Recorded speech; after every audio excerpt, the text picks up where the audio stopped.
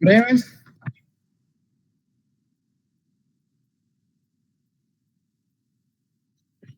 Voy a agarrar mis leyes y vamos a dar inicio de una vez. ¿Cómo han estado? Lamentablemente no pude estar en la sesión del día viernes por cuestiones personales, como les dije, pero acá estamos con la plena disposición. Vamos a ver. Vamos a ver.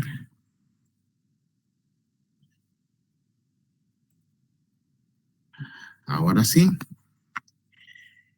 ¿Ya se está visualizando?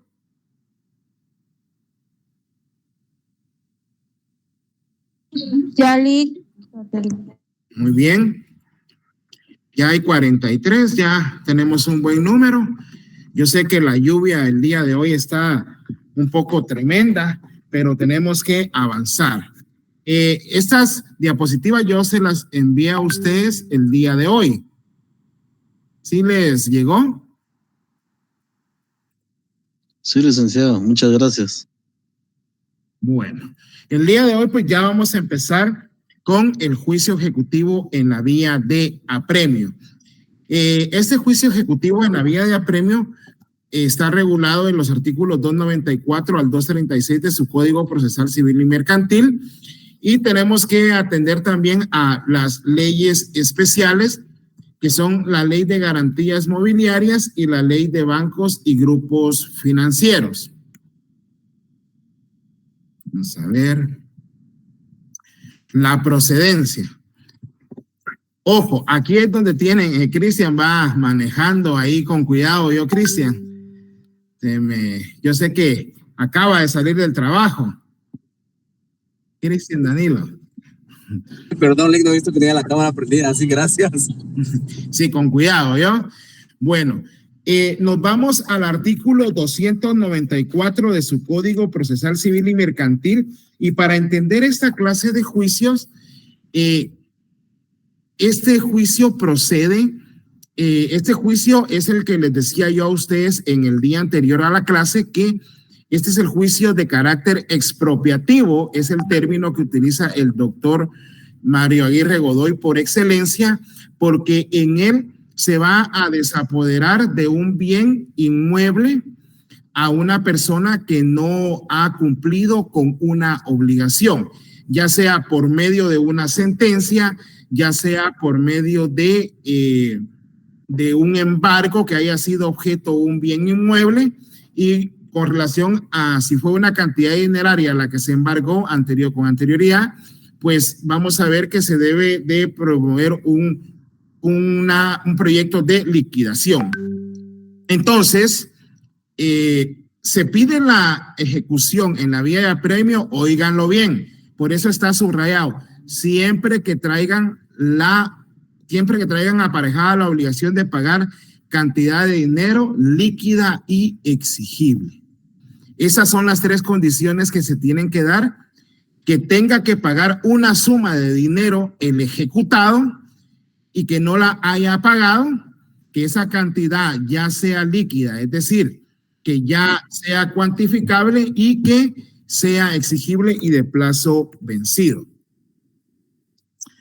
Con relación al artículo 294, pues vemos ahí de forma taxativa cuáles son los títulos que se pueden pedir con relación para la vía de apremio. Y tenemos en primer lugar a la sentencia pasada en autoridad de cosa juzgada. En ese sentido, solo estoy buscando la Ley de Bancos y Grupos Financieros.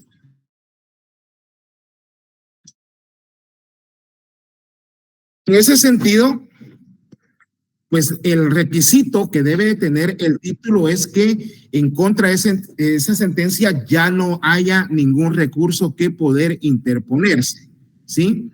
Pero, es decir, que la sentencia pase en autoridad de cosa juzgada, eso ya lo hemos visto en otras clases, y pues, sin embargo, ahí está la fundamentación de lo que establece el artículo 155, y perdón por el error, y el artículo 156 de su ley del organismo judicial. Una sentencia pasada en autoridad de cosa juzgada es aquella cuando ya la misma está firme, ya no cabe ningún recurso y ya la misma es ejecutoriada. Entonces, tenemos que verificar nosotros esa situación que ya la sentencia está firme. El laudo arbitral no pendiente recurso de casación. Sin embargo, esta numeral 2 ya no encuadra dentro de los supuestos de títulos ejecutivos, toda vez de que tenemos que irnos a la ley de arbitraje, y la ley de arbitraje señala el propio procedimiento para poder ejecutar una sentencia. Eso está en el artículo 45.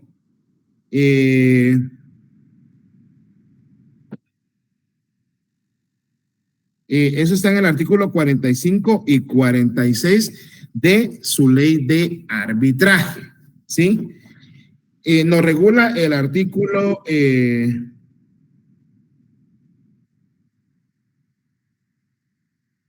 regula el artículo 46. Un laudo arbitral, cualquiera que sea el país en que se haya dictado, será reconocido como vinculante, y tras la petición de una petición por escrito al tribunal competente, será ejecutado de conformidad con las disposiciones de ese artículo y del 47. Será tribunal competente a opción de parte que pide el reconocimiento de ejecución del laudo, el juzgado de lo civil o mercantil con competencia territorial en el lugar del domicilio de la persona contra quien se intenta ejecutar el laudo o en el lugar donde se encuentren sus bienes. En este caso, pues la norma nos establece que si en la ejecución del laudo no es en Guatemala, pues obviamente no aplica acá en Guatemala. Y el artículo 47 establece, solo podrá denegar el reconocimiento de la ejecución de un laudo arbitral cualquiera que sea el país en que se haya dictado en los siguientes casos. Y siempre y cuando no esté pendiente de recurso de casación. También tenemos los créditos hipotecarios. ¿Se recuerdan ustedes en sus clases de Derecho Civil que les decía yo el día anterior de la clase que por lo regular el contrato por excelencia, el contrato tipo que se celebra, pues es un mutuo con garantía hipotecaria? En dado caso, acá no deviene de una sentencia para promover este juicio, sino que se incumplió con ese contrato de préstamo en donde la obligación fue garantizada constituyendo una hipoteca sobre un bien inmueble del ejecutado, y al no pagar, pues se ejecuta. Por eso es de que se indica que es propiamente expropiativo. También tenemos, Denis, le escucho. Licenciado, muy buenas tardes. Con respecto al laudo arbitral, licenciado, no pendiente de recurso de casación, pero en el artículo 43 de la ley de arbitraje, ahí establece que es el recurso de revisión, no como lo tiene el Código Procesal Civil y Mercantil. Excelente, excelente. Sí, nos indica el recurso de revisión como un único recurso contra un laudo arbitral.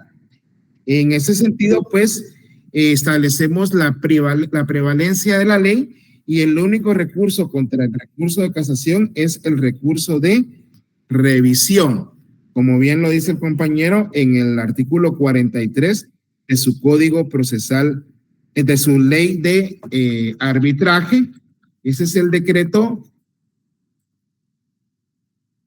67-95, ¿verdad? Entonces, lo que se refería ahí a lo que está en la diapositiva es que fue derogado esa situación del recurso de casación. En todo caso, por favor, coloquen ahí, ver artículo 43 de la ley de arbitraje, que va a ser el recurso de revisión. Una vez que el recurso de revisión haya sido resuelto y sea desfavorable, quiere decir que la sentencia ya está ya pasa en autoridad de cosa juzgada y ya se puede promover con la ejecución. Gracias, Denis, por la aportación. ¿Estamos? Está bien, licenciado. Bueno, tenemos también los bonos o cédulas hipotecarias y sus cupones, que eso es en lo referente a lo que está establecido en el Código de Comercio, en donde siempre esos bonos o esas cédulas hipotecarias van a proceder, pero de conformidad con lo regulado en el Código de Comercio. Y cuando ustedes escuchen el término hipoteca, pues ese es un gravamen que se impone contra un bien inmueble para garantizar el cumplimiento de una obligación. En el número 5, en los créditos prendarios, esto ya no aplica ya no, mejor dicho, los créditos prendarios, pero eso se va a llevar de conformidad con lo que establece la Ley de Garantías Mobiliarias. La Ley de Garantías Mobiliarias, en su artículo, apunten ahí, 75, aquí voy a dejar de presentar para consignarles el artículo 75 de la Ley de Garantías Mobiliarias. Vamos a ver, permítame. Acá tenemos la Ley de Garantías Mobiliarias, no sé si ya se las está visualizando. Sí, licenciado. Excelente. Vamos a ver.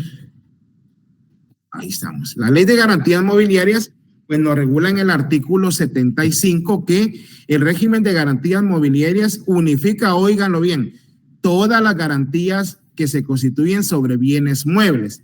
Ya estamos estableciendo esa diferencia, ¿verdad? Pueden ser ejecutables los bienes inmuebles y también pueden ser ejecutables los bienes muebles. Un ejemplo de algún bien mueble que se pueda dar en garantía mobiliaria.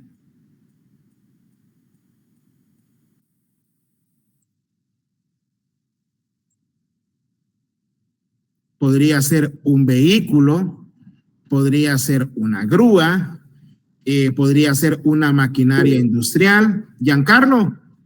Con una pregunta, no sé si lo voy a formular bien, pero ¿y las cosechas cómo son consideradas?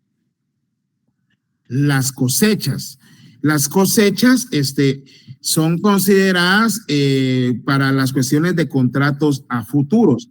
Esas no se dan en garantía como bienes muebles ni inmuebles, porque recordemos que las cosechas pueden perderse.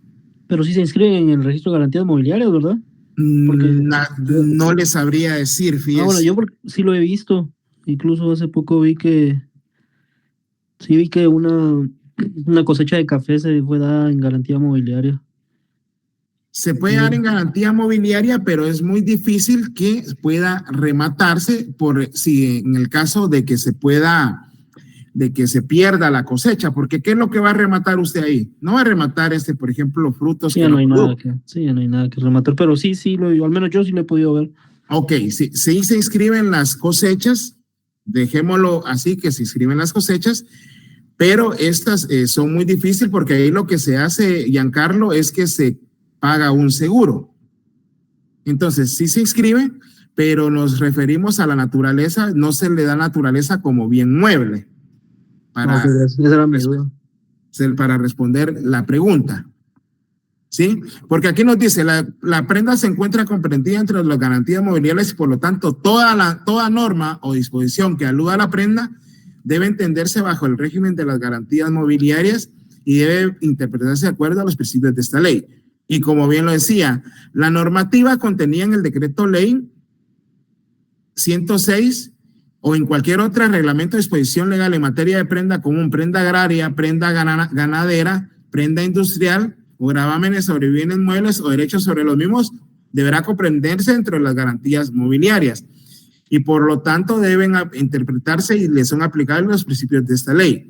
En virtud, como bien lo decía el compañero, que el registro de garantías mobiliarias es el ente donde se centraliza la inscripción de las garantías mobiliarias, no se inscribirán en el registro de la propiedad, la prenda común, agraria, ganadera o industrial. Entonces, para ir aterrizando acá, todo lo relativo a la prenda ya no se inscribe en el registro general de la propiedad. Ahora se inscribe en el registro de garantías mobiliarias y ahí esa propia ley establece los procedimientos. Antes, por ejemplo, si usted daba un vehículo como en constitución y constituía una prenda sobre ese vehículo, pues se inscribía en el registro de la propiedad. Y luego, cuando se promovía el juicio ejecutivo en la vía de apremio, pues se pedía la certificación respectiva ante el registro para poder rematar el vehículo. Lo que hay que hacer, lo que tenemos que hacer es leer esta ley de garantías mobiliarias, en donde la modalidad que se da a Giancarlo y a todos los demás compañeros es que, por ejemplo, si usted da un bien, un vehículo, para ser más exactos, y se lo evaluaron en 80,000 quetzales, y por ejemplo, el contrato de mutuo con garantía prendaria lo celebró para unos 3, 4 años, el remate se lleva a cabo, pero siempre, ahora sí se tiene que hacer un avalúo, y por ejemplo, si se lo evaluaron en 80,000 y en el avalúo resulta que es, o en la tasación, resulta que son 40,000, se remata ese bien por ese precio y queda un saldo insoluto que deberá perseguir el ejecutante para satisfacer ese crédito otorgado. Antes, usted daba el vehículo en prenda, tal vez lo entregaba así todo destruido. Fernando, José Galdames. Fernando, José Galdames levantó la mano.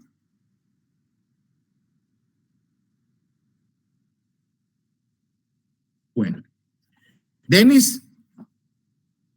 Licenciado, licenciado, lo que usted estaba comentando acerca de que en esta garantía mobiliaria, pues existe responsabilidad de saldo insoluto, pero la ley establece un salvo pacto en contrario, es decir, de que sí se puede pactar ese saldo insoluto o no.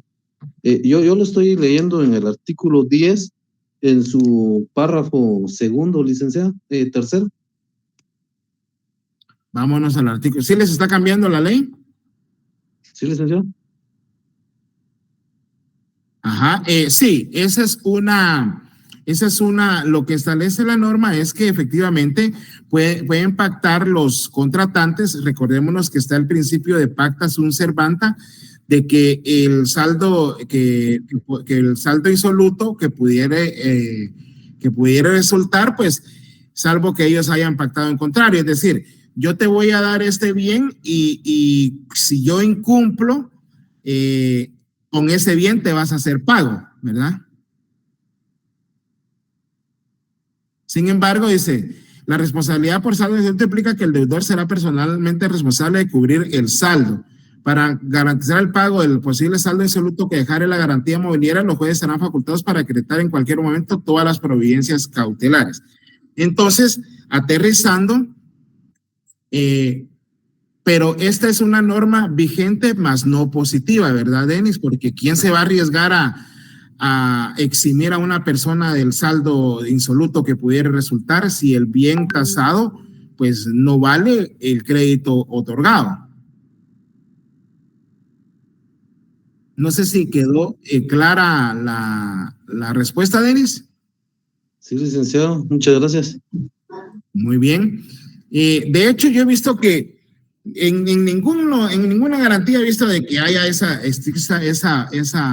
pacto. Fernando tiene la mano levantada, no sé si Fernando José Galdames Andrade.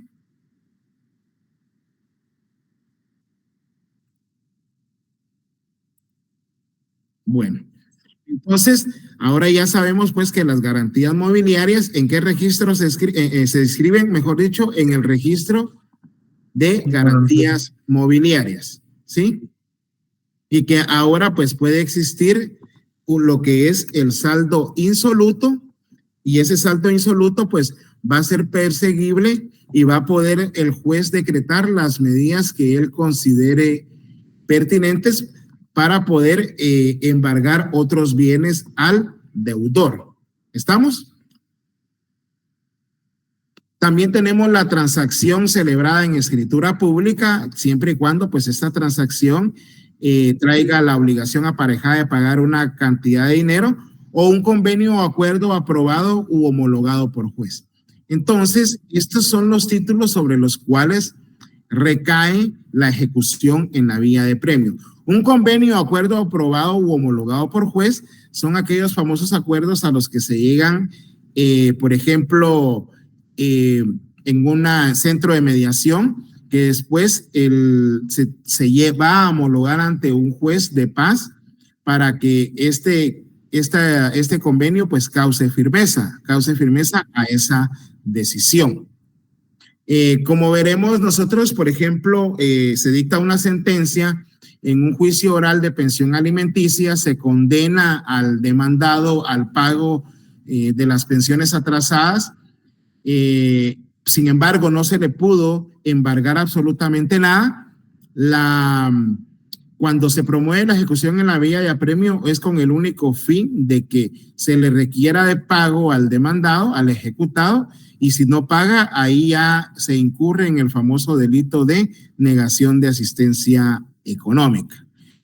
Pero de nada nos sirve, por ejemplo, tener estos convenios celebrados en juicios o estos acuerdos si no está garantizada la obligación, ya sea con una prenda, con una hipoteca, ¿verdad? Con una garantía real para poder expropiar propiamente. ¿Alguna duda, alguna pregunta acá con esto? Gracias por los aportes. Esto es de enriquecernos. Me han ayudado bastante a la disertación de esta tarde. Entonces, ¿estamos ahí? ¿Alguna pregunta, algún aporte? Bueno, entonces entramos de lleno. Como punto primero, pues obviamente la ejecución en la vía de apremio va a iniciar con una demanda, va a cumplir los requisitos establecidos en los artículos 50, en donde se necesita el auxilio de abogado, cubrir los timbres forenses, artículos 61, 63, 69, 106, 107 del Código Procesal Civil y Mercantil. Como dato adicional, pues se debe acompañar el título ejecutivo, es decir, si es una sentencia, pues debe de usted acompañar certificación de la sentencia o puede hacerlo en el mismo expediente como lo establece el artículo 295. ¿Alguien me puede leer el artículo 295 de su Código Procesal Civil y Mercantil?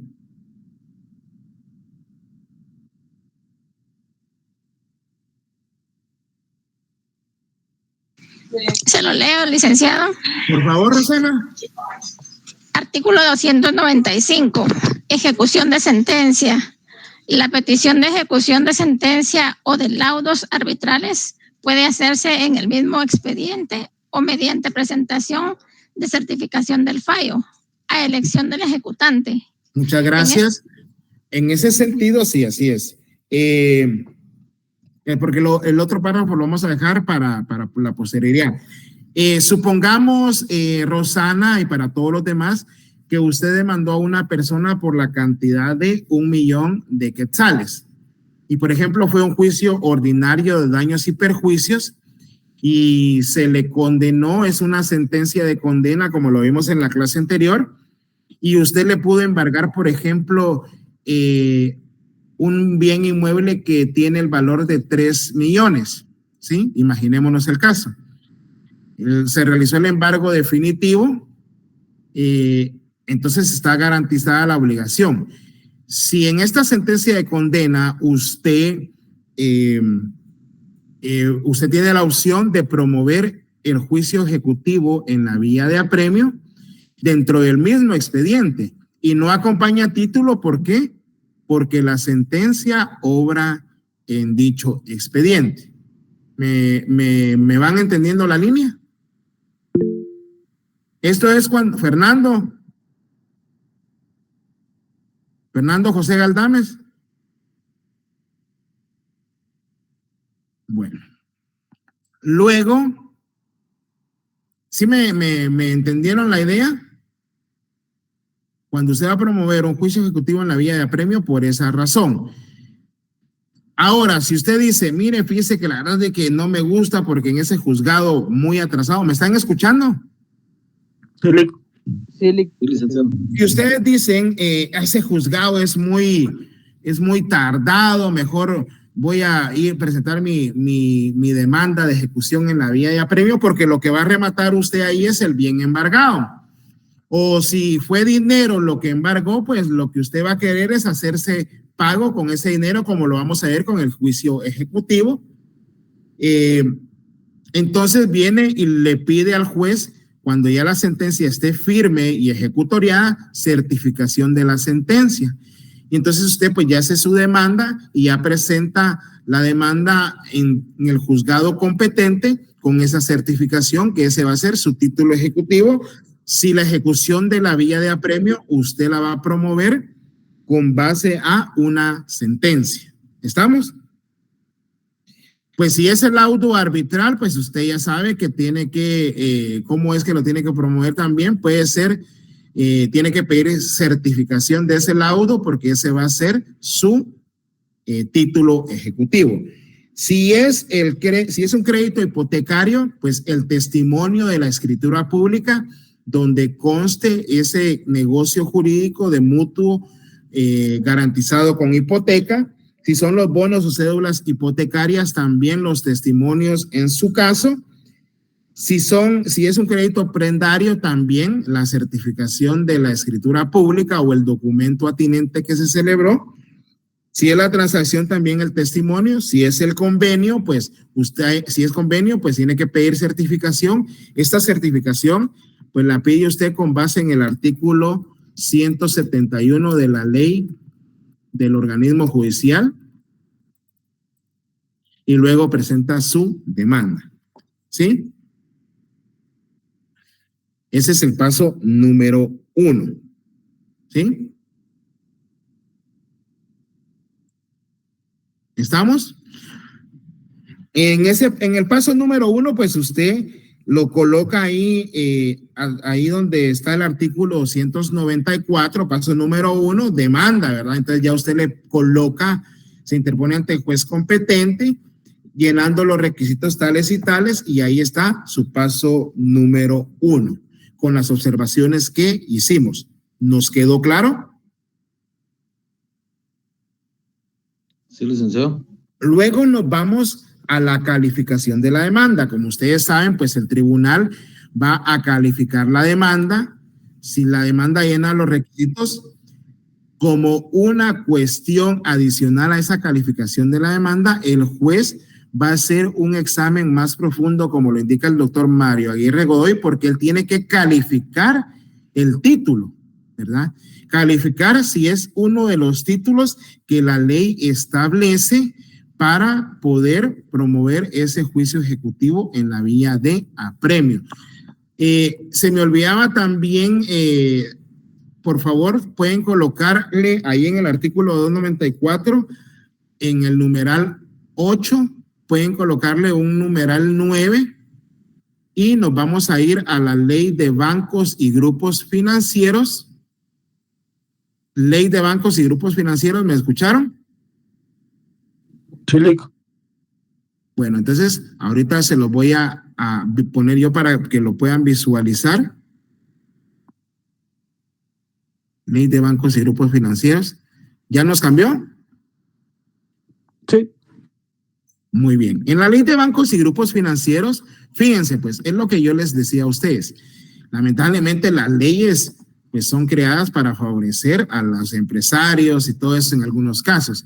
Aparte de los títulos expresados en el artículo 194, en el artículo 110 del Código Procesal de su ley de bancos y grupos financieros, se los voy a escribir acá, otros títulos.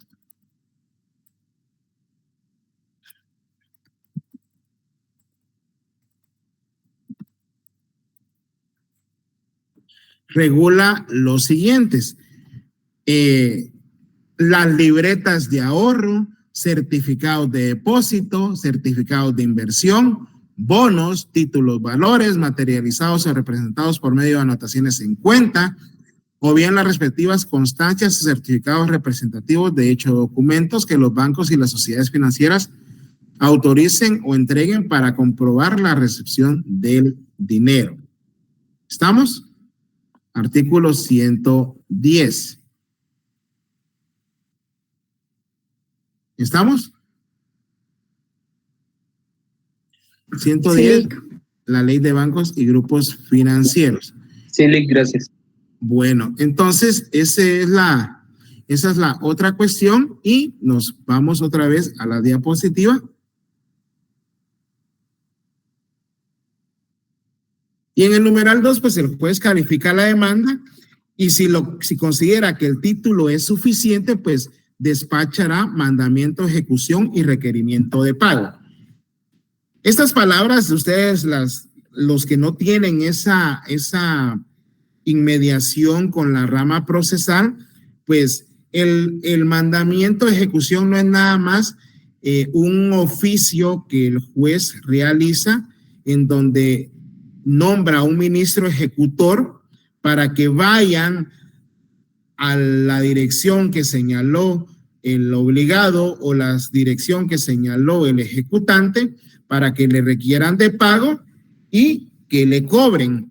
Eso es nada más el mandamiento de ejecución. En Guatemala, acá en los 15 juzgados, el mandamiento de ejecución lo realiza uno de los notificadores, puede ser un notificador, puede ser un notario también. Por ejemplo, usted puede decirle al señor juez que propone un notario para que pueda requerir de pago y notificar al ejecutado, como lo establece pues el artículo 297 de su Código Procesal Civil y Mercantil, 298, perdón.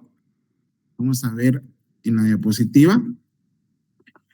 En su paso número, en el paso número 2, él ordena. ¿Y dónde lo va a ordenar? En la resolución, en la primera resolución, ¿verdad? Ese es el paso número 2. El juez califica la demanda. Si la misma, esto está en el artículo 197, el paso número 2. Si la misma llena los requisitos y el juez considera que el título es suficiente, despachará mandamiento de ejecución ordenando el requerimiento del obligado y embargo de bienes en su casa. Esto casi no se da en la práctica, ¿verdad, chicos? De hecho, como nos decía el doctor Estuardo Castellano Venegas, hay veces que cuando vienen a requerir de pago, dígale usted al ministro ejecutor. Ojo, el ministro ejecutor solamente es el nombre, es al que se designa para que vaya a cobrar. Dígale usted, vaya, mire, sí voy a pagar, dígale. No va a saber qué hacer. Lo que hacen por lo regular es que de una vez ya viene llenado de que no se pagó. Y como no se tuvieron bienes a la vista, no se embargó ningún bien. ¿Estamos claros? Sí, Lick, gracias. Ojo, luego en el segundo párrafo tienen que ponerle ustedes la excepción a la regla. Y eso lo subrayan con amarillo. Y esto puede ser pregunta de examen. No será necesario el requerimiento ni el embargo si la obligación estuviera garantizada con prenda o hipoteca. Quiere decir que si usted ya tiene asegurado el crédito por medio de una prenda, por medio de una hipoteca, mejor dicho, garantía mobiliaria, ese es el término.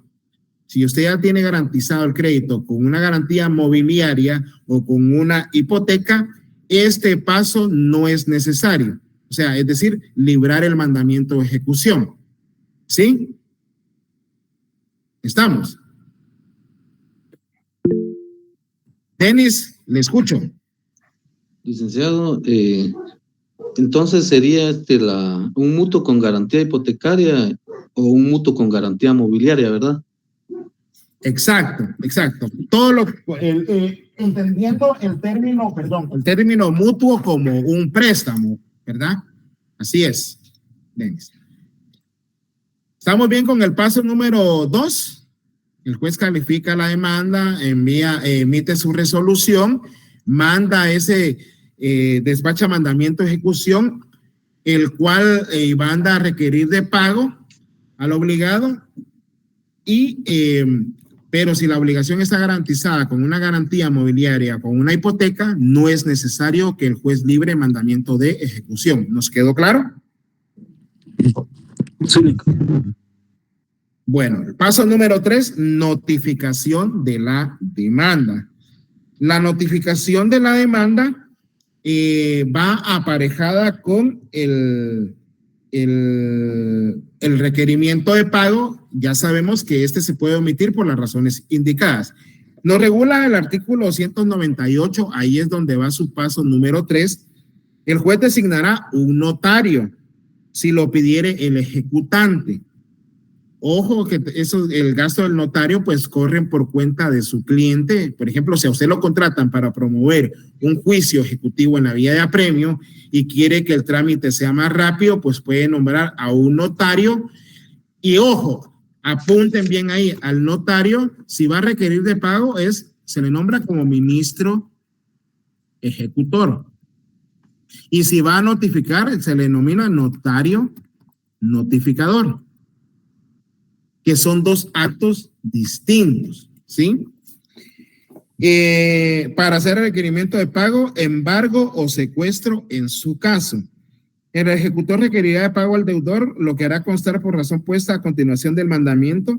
Si no se hiciera el pago en el acto, procederá el ejecutor a practicar el embargo. Esto no se da en la práctica.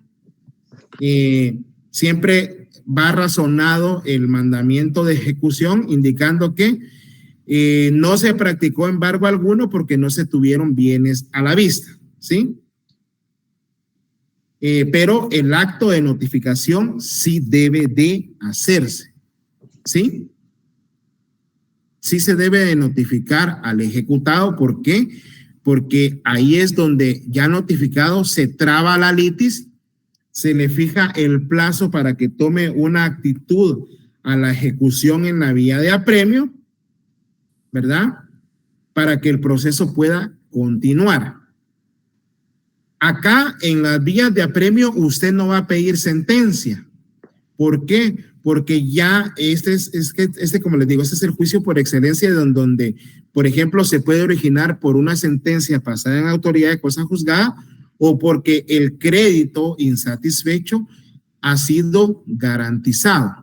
Aquí, en este proceso, en este juicio ejecutivo en la vía de apremio, ya no hay mucho que discutir o casi nada, salvo unas excepciones que se pudieran plantear. ¿Nos queda claro?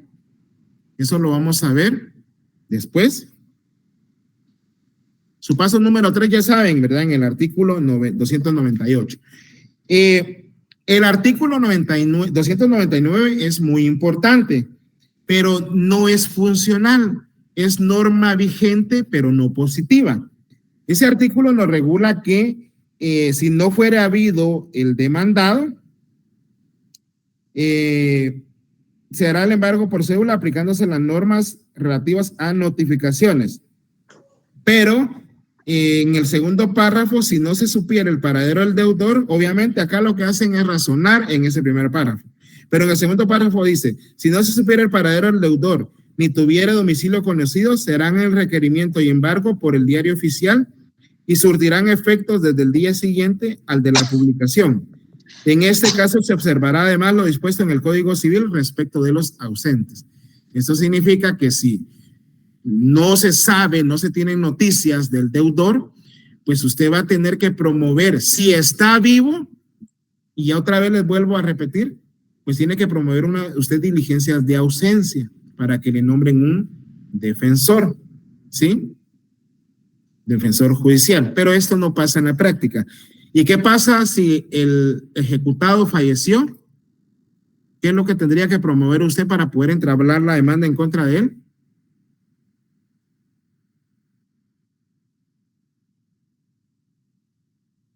Si ningún familiar quiere radicar el proceso sucesorio, usted lo radica, ¿verdad? Porque cualquier persona que tenga interés lo puede radicar, ¿se acuerdan? Sí, licenciado. Sí. Los demás, Ajá, y depende del informe que den los registros. Si hubo testamento, se convierte en testamentario, si no, en intestado. Actitudes del ejecutado, artículo 296, 292, segundo párrafo. Y en este caso, pues estas son actitudes activas, en donde en el artículo 296, la primera actitud que puede realizar el ejecutado es lo que establece el artículo 296. Regula: los títulos expresados anteriormente pierden su fuerza ejecutiva a los 5 años, si la obligación es simple, y a los 10 años, si hubiere prenda o hipoteca. Ahí siempre tenemos que ver que es garantía mobiliaria. Entonces, en ambos casos el término se contará desde el vencimiento del plazo o desde que se cumple la condición, si la hubiere.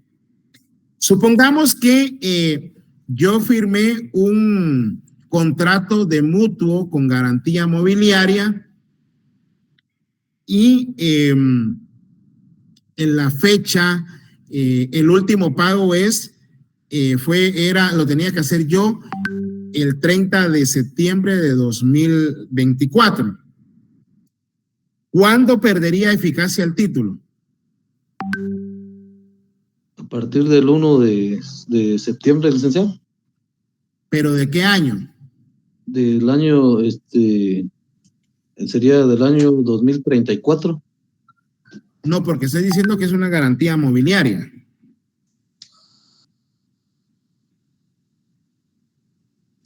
Son 5 años. Entonces contemos: 24, 25, 26, 27, 28, 29. 29. Entonces, por ejemplo, el 1 de octubre de 2029, si no se presentó una demanda en mi contra, si no fui emplazado, si el ejecutante, por eso les decía, principio dispositivo, aunque se haya dictado sentencia o aunque haya un título, si el ejecutante no accionó, prescribe su derecho. En este caso, si es una garantía mobiliaria, a los 5 años, y si es una garantía hipotecaria, a los 10 años. Denis. Licenciado, en el artículo 296 establece... Perdón, sí, para tanto la garantía mobiliaria para la hipotecaria, perdón, es que son 10 años, sí, rectifico. Gracias, Denis, gracias. Son 10 años. Si la obligación es... ¿Perdón? Es la garantía hipotecaria y la mobiliaria, 10 años, licenciado. 10 años. Entonces estaríamos hablando del 2031, como ya habían indicado, ¿verdad? Entonces, por ejemplo, usted viene y comparece ante el tribunal. Si usted es el ejecutado, llena todos los requisitos también del 61, 50, 69, 106, 107 del Código Procesal Civil y Mercantil y le dice: señor juez, vengo a oponerme a la ejecución en la vía de apremio planteada en mi contra, toda vez de que el título es ineficaz y para el efecto interpongo la excepción de prescripción, ¿verdad? Ojo, esta actitud regulada en el artículo 296 es, por ejemplo, siempre que se interpongan dentro de tercero día, es decir, ¿cuántos días tiene la persona para poder interponer excepciones que destruyen la eficacia del título?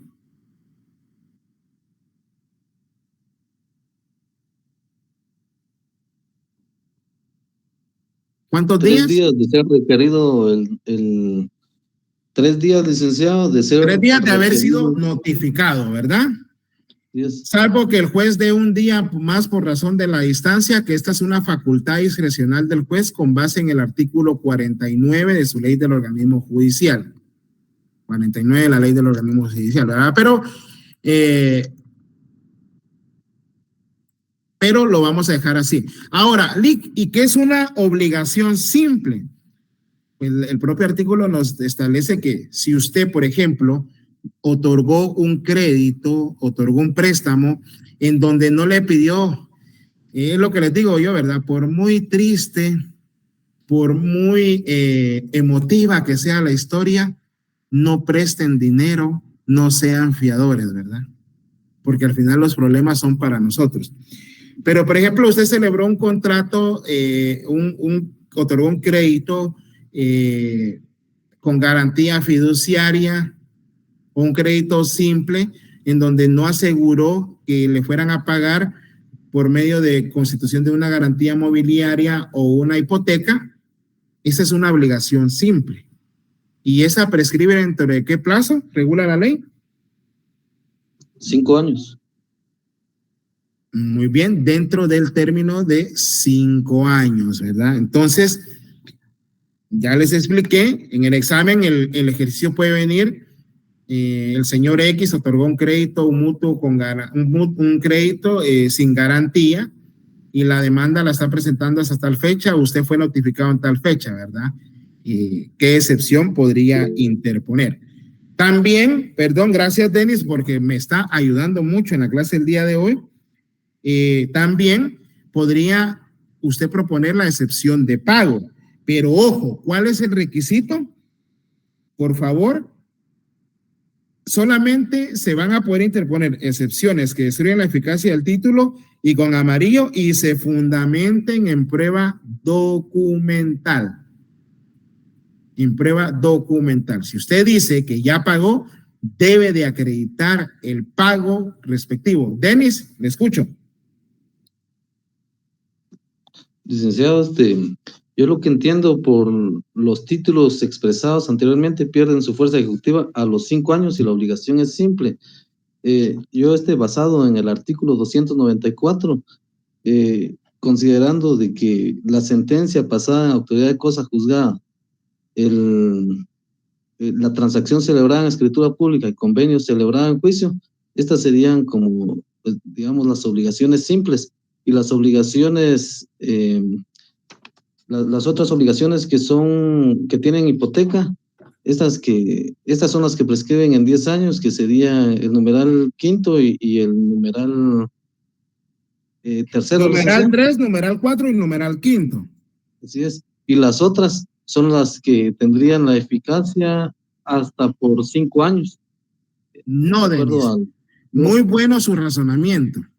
Pero, ¿qué les decía yo? Por ejemplo, si yo demandé a una persona por daños y perjuicios, pero le logré embargar un bien inmueble, ¿se acuerda?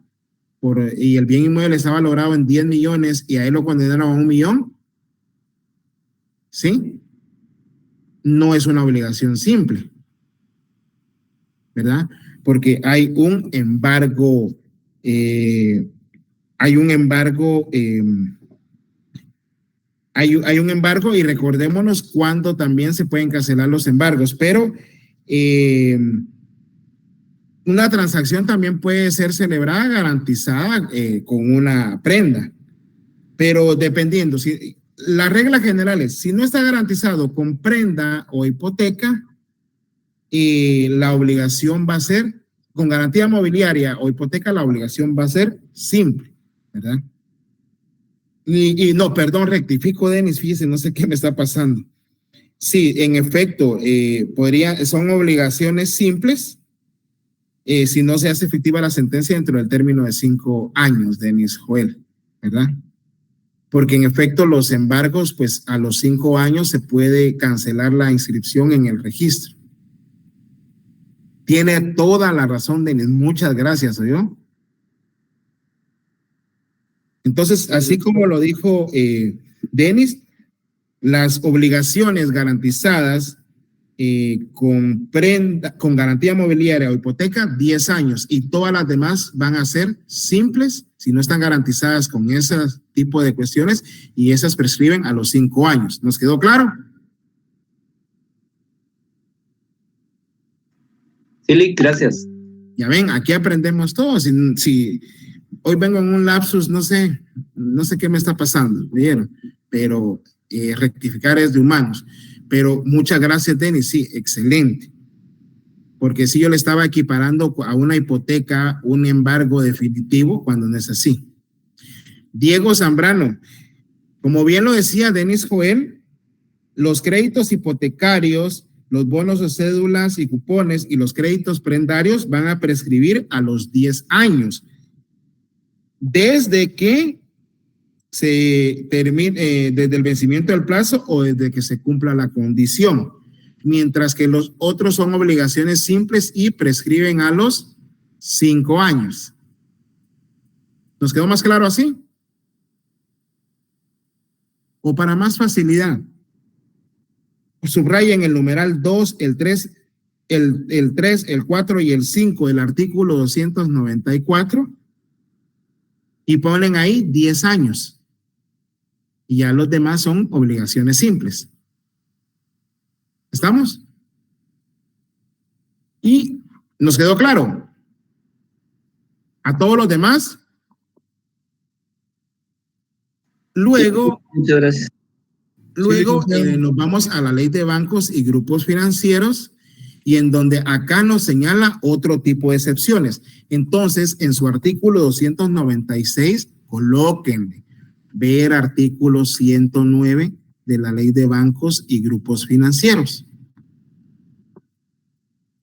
¿Y qué nos regula el artículo 109? Si la ejecución, hay que separar también, la ejecución es particular si yo, por ejemplo, le presté a José Huarcas o a Gloria Portillo un dinero y doy los ejemplos más sencillos, ¿verdad? Porque las obligaciones pueden devenir de otras formas.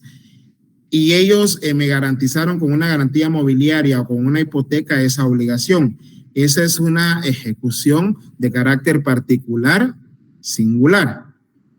Y cuando ustedes vean que es un banco o un grupo financiero el que está promoviendo la demanda, esa es una ejecución bancaria. ¿Entendimos el concepto?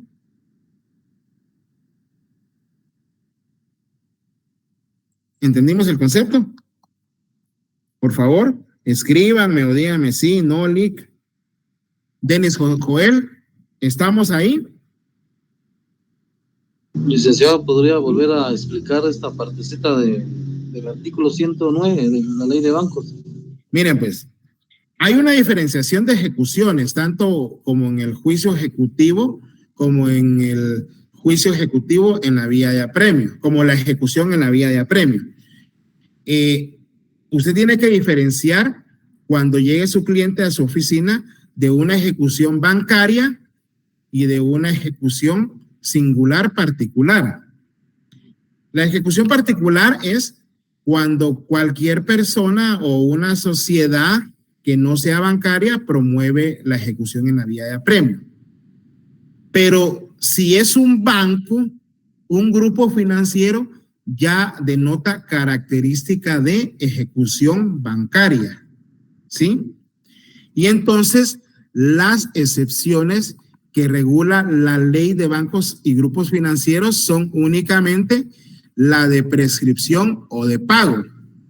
Y aparte de eso, ¿se dan cuenta cómo cuidan más que nada a las entidades mercantiles bancarias? Porque le piden que presente usted una serie de documentos, ¿verdad? Una serie de documentos. Los documentos establecidos en el inciso A y B. Si la ejecución es bancaria, si usted va a alegar la ineficacia del título, ¿qué significa ineficaz? Que no surte efecto. Sí, que ya no tiene efectos, que no surte efectos, Rosana. Y si fuera singular, si yo demandé a Rosana y ella me garantizó la obligación con una hipoteca, pues tengo que cumplir con lo establecido en el artículo 296. Pero ¿qué pasa si es un banco el que demandó a Rosana, con el que garantizó la obligación con una garantía hipotecaria? Pues únicamente puede interponer las excepciones del artículo establecidas en el artículo 109 de la ley de bancos y grupos financieros y cumpliendo con esos dos incisos, con cualquiera de esos dos incisos. Si no, el juez no le va a dar trámite. O puede ser que le vaya a dar trámite, pero va a ser declarada sin lugar. ¿Entendimos? Por eso al artículo 296, pónganle ustedes, ver ley de bancos y grupos financieros, artículo 109. ¿Ya lo apuntamos? Ya, Lick, gracias. Sí, Lick.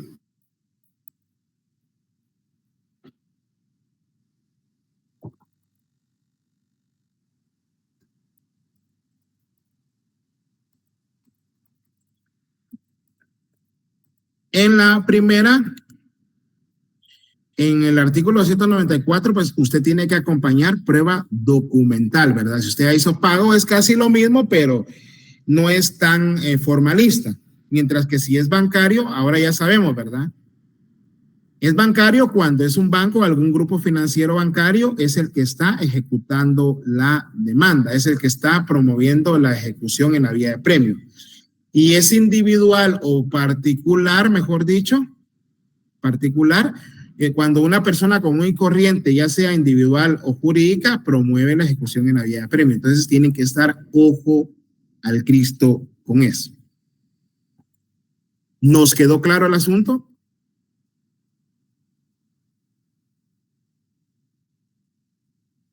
¿Nos quedó claro? Sí, licenciado. Bueno.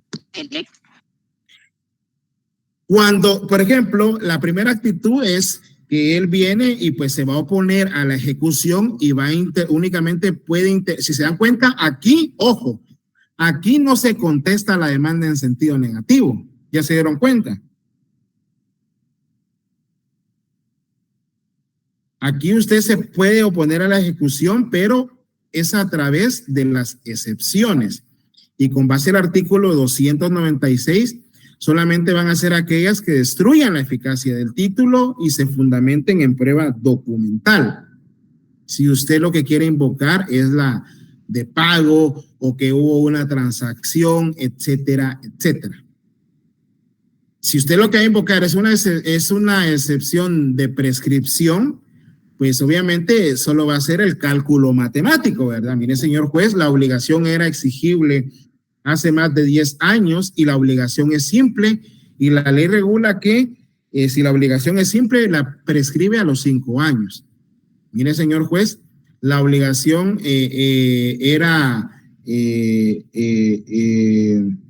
estaba constituida con una garantía mobiliaria o con una hipoteca y ya pasaron más de 20 años o más de 10 años desde que se venció el plazo o desde que la condición se tenía que cumplir. Por lo tanto, interpongo una excepción de prescripción. ¿Nos queda claro? Ojo, en los ejecutivos, en la vía de apremio, no se contesta la demanda en sentido negativo. ¿Estamos?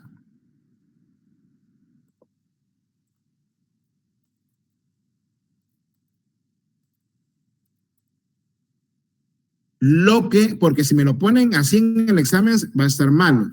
Lo que se plantea es una oposición y esta oposición va a ser siempre y cuando va a proceder siempre y cuando destruya la eficacia del título, el título con el que le están cobrando.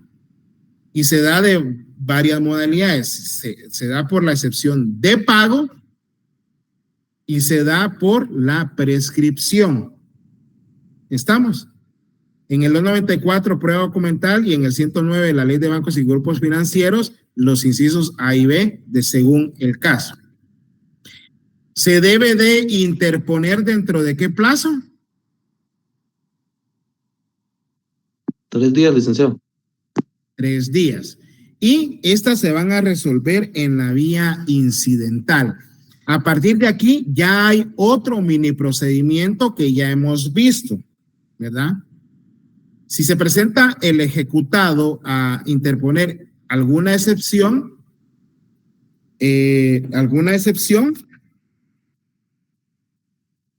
sí, tiene razón, el artículo 192 está derogado, que era lo relativo a la ley de arbitraje. Por favor, vamos a mejorar esa diapositiva. Gracias por la aportación.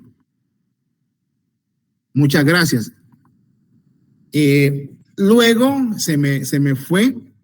He estado un poco ocupado, trato la manera de estar lo más actualizado, pero sí se me fue. ¿Me vieron? Disculpen, ya vimos cómo es que se basa.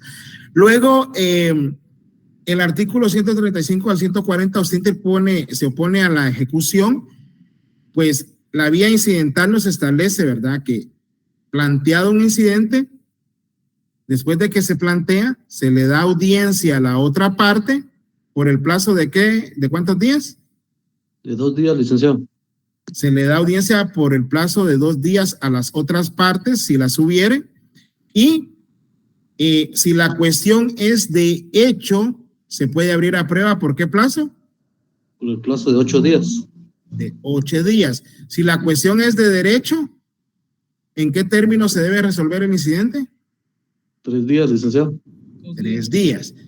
Por ejemplo, si esta es una excepción de prescripción, basta y sobra para determinar cuándo es que se vencía la exigibilidad del título y cuándo se presentó la demanda. Ahora, si es de pago, sí podría ser de hecho porque se tiene que verificar los documentos. Y se resuelve, si se abre a prueba por el término de 8 días, ¿dentro de qué término se tiene que resolver ese incidente? Dentro de los últimos 3 días que siguen, licenciado. Dentro de los 3 días, ¿verdad? Entonces, otra vez, a ejercitar los incidentes. Obviamente, este incidente pone obstáculo al curso principal del proceso y ahí se paraliza. Mientras no se resuelva ese incidente, no puede continuarse el juicio principal, que es el juicio ejecutivo en la vía, la ejecución en la vía de apremio, mejor dicho. Por favor, ejecución en la vía de apremio, y eso tienen que recordar, porque no es juicio ejecutivo en la vía de apremio, no, es ejecución en la vía de apremio, ¿sí? Porque aquí ya es de expropiar, ya casi no se discute, salvo estas cuestiones. Y se dan cuenta que aquí no se pueden interponer todas aquellas excepciones que se interpusieron, se podían interponer en los juicios de conocimiento. ¿Se dan cuenta? Sí, licenciado, solo la de prescripción. Solo la de pago y la de prescripción y que se fundamenten en prueba documental. Pero, licenciado, ¿qué pasa si la demanda no va mal planteada y el juez la admitió para su trámite y tiene deficiencias? Pues usted puede interponer los recursos de nulidad por vicio de ley y vicio de procedimiento, que lo vamos a ver después, siempre y cuando pues no sean susceptibles de verificarse por medio de la excepción, ¿verdad? Porque le puede decir la juez, mire, me está cobrando 2 millones, pero al final pone 3, ahí un juicio, porque no existe claridad, y al no existir claridad, pues se viola el artículo 26 de su Código Procesal Civil y Mercantil, porque no hay congruencia entre lo expuesto y lo pedido, ¿sí? Acá únicamente va, y por eso fue que me quedé acá en ese aspecto, para que ustedes vieran esa diferencia. ¿Estamos claros?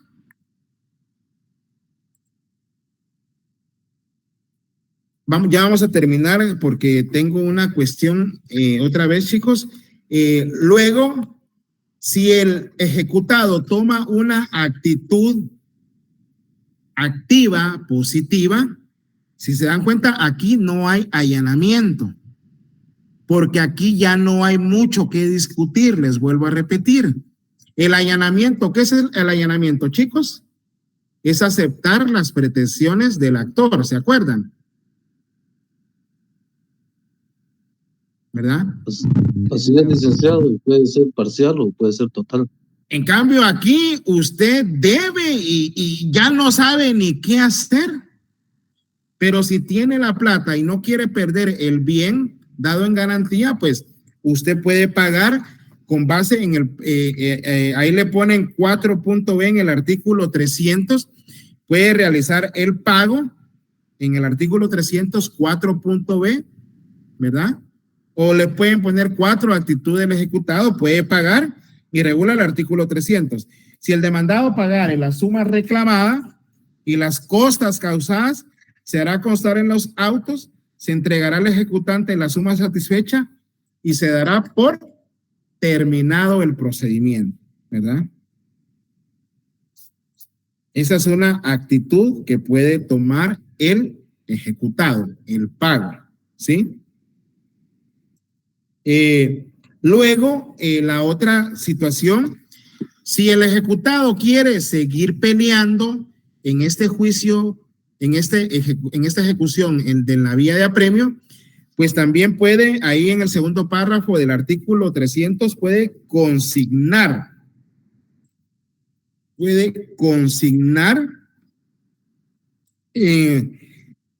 pero con el único fin de levantar el embargo, si ha sido embargado, por ejemplo, no nos dice si es embargo de crédito o embargo de un bien inmueble. Entonces, si a usted le tienen embargado dinero, pues puede pagar y se levanta el embargo del dinero que ha sido embargado. Si a usted le embargaron una propiedad, pues puede consignar la cantidad, aunque el término consignar no es el correcto como lo establece, como lo indica el doctor Mario Aguirre Godoy, sino que tendría que utilizarse el otro término, porque consignación es aquella que vimos que es cuando no le quieren recibir a uno el pago y uno va a consignar, ¿verdad? Como previsión para uno no incurrir en mora o no incurrir en un incumplimiento de la obligación. ¿Se acuerdan? Pero así lo determina el código, el artículo 300, pero este es con el fin únicamente de que se levante el embargo y se puede reservar el derecho de oponerse a la ejecución. Usted se puede, y aquí es donde encontramos el otro término, oponerse, que es el término cuando usted va a evacuar una ejecución, pues el término es oponerse. No es vengo a contestar la demanda en sentido negativo, porque hay juzgados que son muy formalistas y si usted le consigna vengo a contestar la demanda en sentido negativo, a interponer las excepciones previas, ojo, eso también quiero hacer la acotación, ni siquiera tiene usted que indicar excepción previa, perentoria o dilatoria, salvo si es una nacida con posterioridad. Usted solo vengo a interponer excepción de prescripción, ¿capisci? Excepción de pago. Ni siquiera le tiene que anteponer si es previa, privilegiada, etcétera. ¿Alguna pregunta acá?